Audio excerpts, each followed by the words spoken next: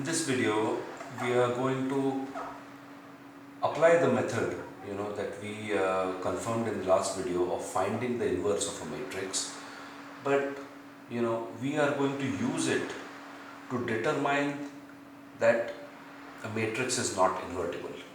If you look at this matrix, this is the one we used in the last video and we found an inverse for this matrix.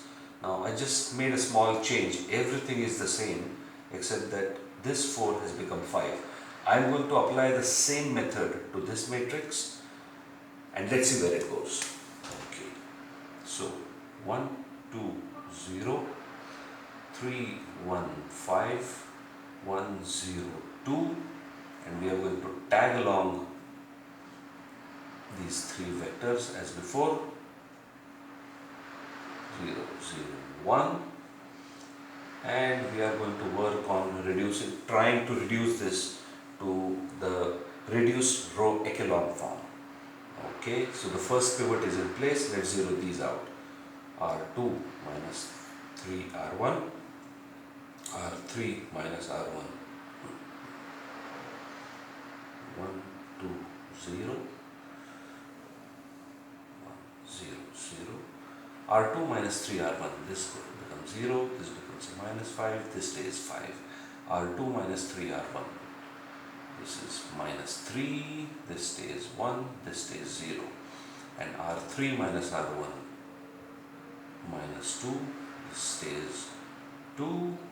R3 minus 3R1, minus 3, 0 and 1. Okay, R2 divided by minus 5 so that we get a pivot here, and let's simplify R3. R3 divided by minus 2. So that gives us R1 stays as it is, 1, 2, 0, 1, 0, 0, and this becomes 0, 1, minus 1. Okay, this becomes 3 by 5, this becomes minus 1 by 5, and this stays 0. Let's look at R3. So R3 we divide by minus 2, 1, minus 1, this becomes 3 by 2, 0, and minus 1 by 2. Okay, I hope I did some of these calculations correctly. R2 minus 3R1, R2 minus 3R1, yes. R3 minus R1,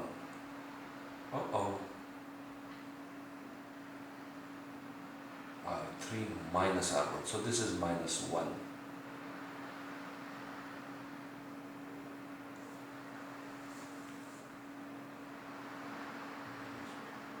Yep. So you know what, I'm just going to do this step all over again so that I don't make any more silly mistakes. Okay, R1 stays as is, 1, 2, 0, 1, 0, 0.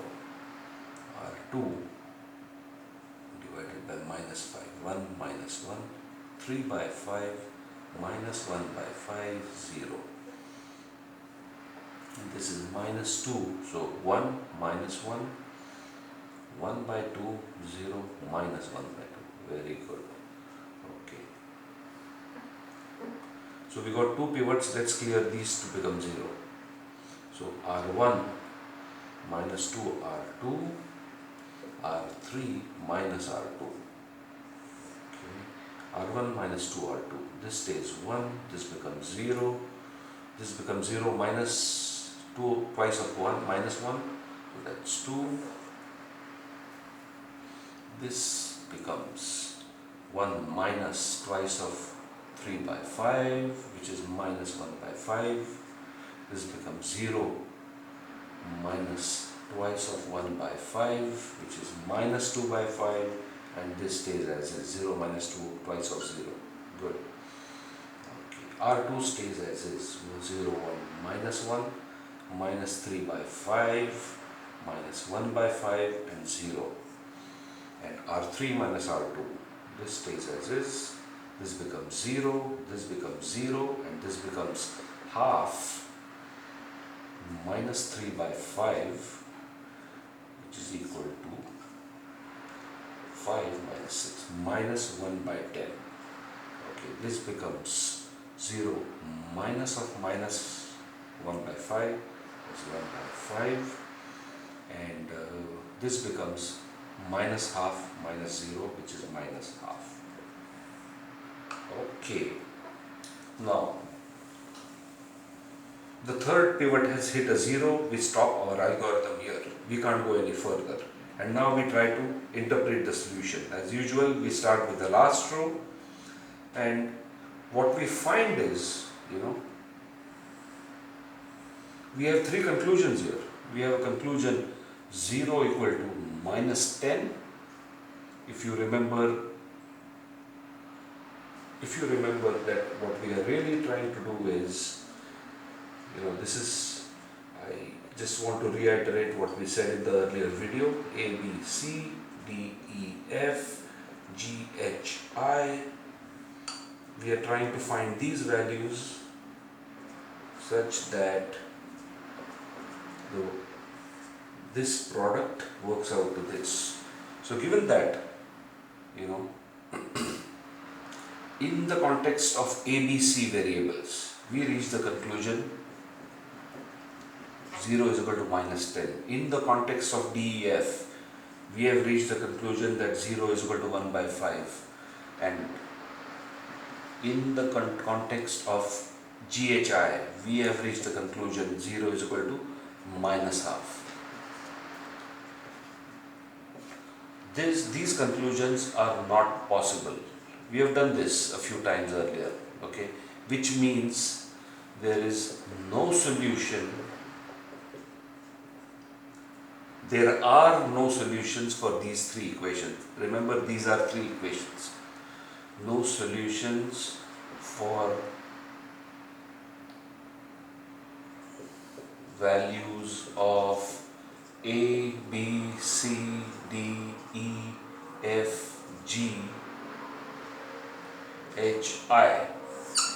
And since there are no solutions for values of these variables, since this was intended to be A inverse, okay, we say that since we cannot find these values, A inverse does not exist, and hence the matrix A, which really is 1, 2, 0, 3, 1, 5, 1, 0, 2, is non-invertible.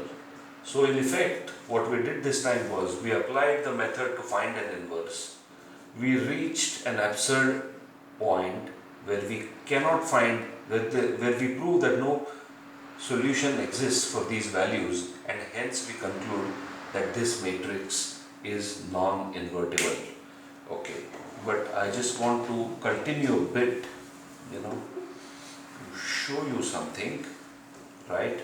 There are simpler ways of finding whether a matrix is invertible or not. The only reason I didn't use that method is because we have not really covered what are called as determinants, right? But I'm going to do it anyways. I hope you'll catch on to it. Look, I'll write the determinant. I am going to calculate the determinant for this matrix. This is how it's written: 1, 2, 0, 3, 1, 4, 1, 0, 2. Okay, just to make things very clear, I'm going to show you how we calculate a determinant given a matrix. This again applies only for a square matrix. So I hide this row. Okay, I start with 1. 1 multiplied by, I hide this, 2 into 1 minus 0 into 4. Okay, so I took 1 first from the first row, then I take a 2, and for 2, which is the next number, I use a minus sign. Okay, when I hide the column and row which contains 2, and I do 3 multiplied by 2 minus 1 multiplied by 4. 3 multiplied by 2, 3 multiplied by 2 minus 1 multiplied by 4. And then I come to the last one, plus 0, the sign switch. Look at the sign, the way it toggles. If I had a fourth, if it were a 4 by 4 matrix, I would go again to minus, but I don't, so I stop. In this case, it is 0 multiplied by 3 minus 1 multiplied by 1. Let's see where this goes. Okay, this is equal to 1 into 2 minus 0, minus 2 into 6 minus 4, plus 0, which is equal to 1 minus 2 into 2, which is equal to 1 minus of 4, which is equal to minus 3. So, the determinant of A is not equal to 0 for this one. Just bear that in mind, and we'll do the determinant for the other one. Okay? 1, 2, 0, 3, 1, 5, 1, 0, 2. Okay, and in this case, this was A. Okay, this was A in the earlier example, this is A in the current example. The determinant of A here is 1 into 2 minus 0, minus 2 into 6 minus 5, 3 into 2 minus 1 into 5, plus 0. It's going to be 0 anyways, but it is 0 minus 1, which is equal to 2 minus 2 into 1, which is equal to 2 minus 2 is equal to 0. So the determinant of A is 0. So without having studied determinants, you can just remember this. If the determinant of a square, of course, if you remember, we are only talking about square matrices, is 0, it is non-invertible.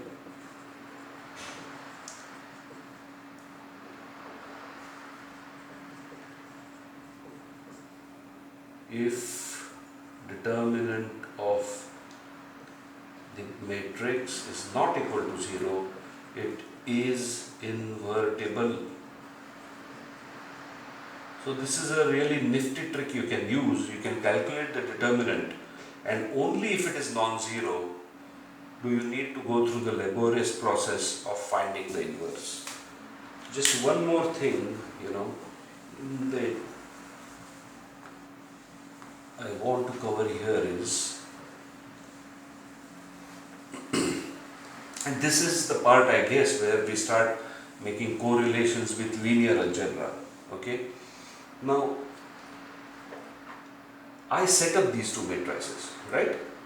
And all I did was I changed 4 to 5. So what exactly was I doing? Okay.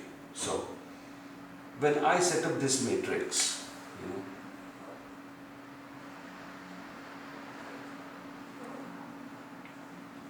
0, 0, 4, 2, I made sure that the column vectors of this matrix are linearly independent. We have spoken about this, okay? So I'm not really going to spend time on that. I want to spend about 2 minutes talking about what I did, why I changed 4 to 5. Look, what I did was, these are vectors in R3, right? So all I did was,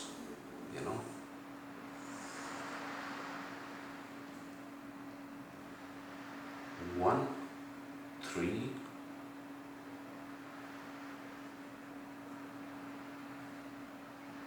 1. So I took the vector 1, 3, 1 here. Then I took 2, 1, 0, which is 2, 1, 0. So I just, so obviously there is a plane which contains these two vectors, right? If I were to draw it clean here, there is a plane and one and only one plane which contains 1, 3, 1 and 2, 1, 0. I found the equation of this plane. Yeah, I found the equation of this plane. I lost the piece of paper where I did that. I wish I had kept it. I'm trying to search for it. No, I seem to have lost that. Okay. So I found the equation of this plane in this form. Okay, and then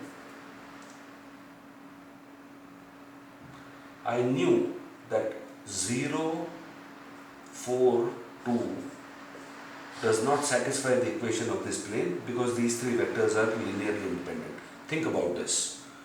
And then I went about, I substituted 0 here, I substituted 2 here, and then I figured out what y needed to be to satisfy this equation. It turned out to be 5. Okay, in which case I was sure that 0, 5, 2 would also be in the same plane as these two vectors, and since these three vectors are now coplanar, I was sure that they are linearly dependent, and since I knew that these three linearly dependent vectors in R3, if I put them together as a matrix, it will be non-invertible. That's the example I played out.